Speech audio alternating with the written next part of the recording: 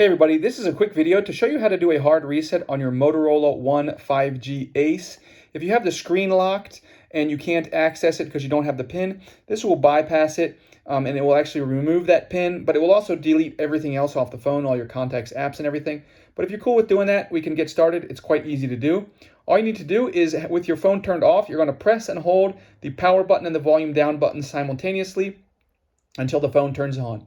Once the phone turns on, it's going to turn on into a menu that looks like this with the start option there, and you're going to use the volume button to toggle through the options, and you're going to toggle through until it says recovery mode. Once it says recovery mode, you're going to hit the power button to select that, and then the Motorola logo will show up, and then you'll get a screen where it says no command.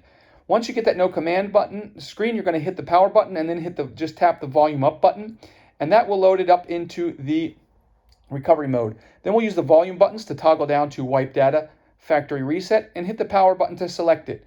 That will take us to this confirmation screen where we'll toggle down to factory data reset and then hit the power button to confirm, keeping in mind once I hit the power button here, there's no going back. Everything will be wiped off the phone. Once that is done, you can select to reboot the system and your phone will turn on like it did the day it came out of the box.